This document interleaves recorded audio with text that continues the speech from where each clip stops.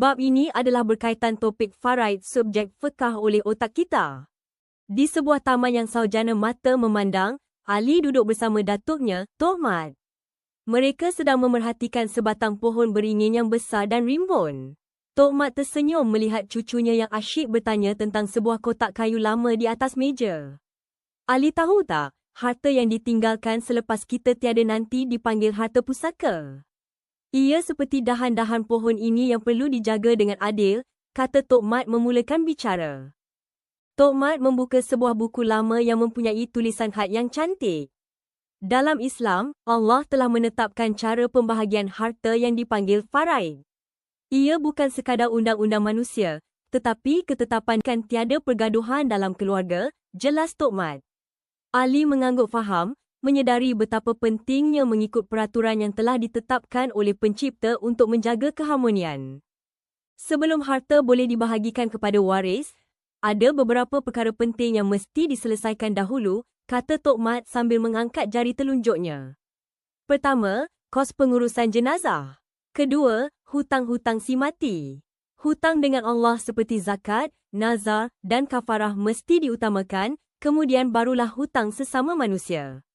Kita tidak mahu si mati menanggung beban di sana nanti. Tok, apakah makna pusaka? Tanya Ali dengan mata yang bersinar. Tok Mat tersenyum lalu duduk di bangku kayu. Pusaka daripada segi bahasa adalah al-mirah, iaitu kekal atau perpindahan sesuatu daripada seseorang kepada seseorang yang lain. Al-irah pula adalah harta yang diwarisi atau warisannya. Ali bertanya lanjut, daripada segi istilah apa pula Tok? Tok Mat memandang Ali sambil berkata, istilah pula adalah hak milik yang kita boleh bahagikan kepada mereka yang layak selepas kematian pemilik, sama ada penerima tu kerana hubungan kekeluargaan, perkahwinan atau wala. Tok Mat mula menjelaskan bahawa untuk membahagikan harta, 3 rukun pusaka mesti dipenuhi. Pertama, mesti ada orang yang mewariskan harta, si mati. Kedua, mesti ada waris yang berhak sama ada melalui hubungan kekeluargaan, perkahwinan atau walak. Ketiga, mesti ada harta yang ditinggalkan. Selain itu, Ali, ada syaratnya, kematian si mati mesti disahkan, waris mestilah masih hidup semasa kematian itu, dan hubungan antara mereka mestilah jelas, jelas Tok Mat sambil melukis 3 bulatan besar di atas debu meja kayu itu. Kenapa seseorang boleh mendapat harta pusaka, Tok? Tanya Ali.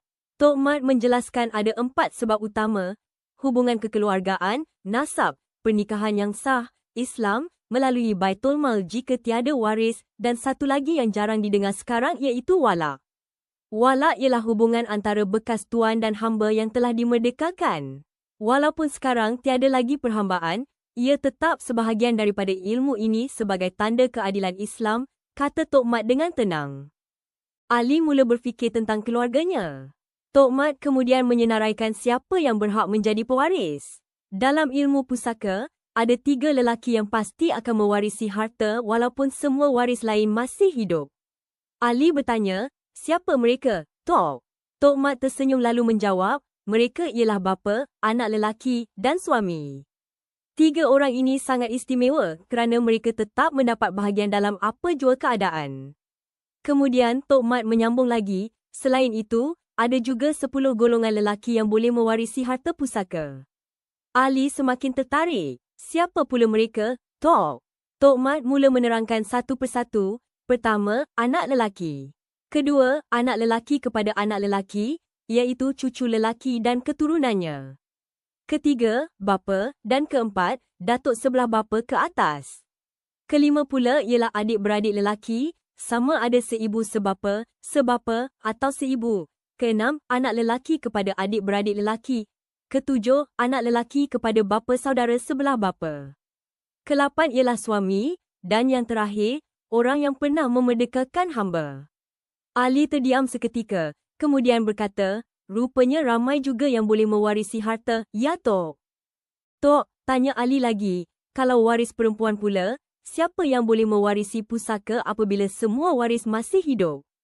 Tok Mat tersenyum lalu berkata, untuk waris perempuan, ada 5 wanita utama yang boleh mewarisi pusaka.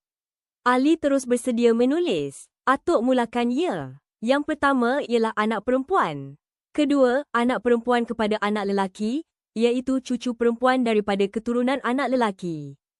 Ketiga, ibu, kerana kedudukannya sangat mulia. Keempat, adik-beradik perempuan seibu sebapa. Ali berhenti seketika. Atuk, baru 4. Tok Mat ketawa kecil lalu menyambung, yang kelima ialah isteri. Isteri juga berhak menerima pusaka daripada suaminya. Atuk, ada lagi ke wanita yang boleh mewarisi harta? Tok Mat tersenyum lalu berkata, ada 7 wanita yang boleh mewarisi harta pusaka secara umum. Ali terus membuka semula buku nota. Tok Mat mula bercerita, yang pertama ialah anak perempuan.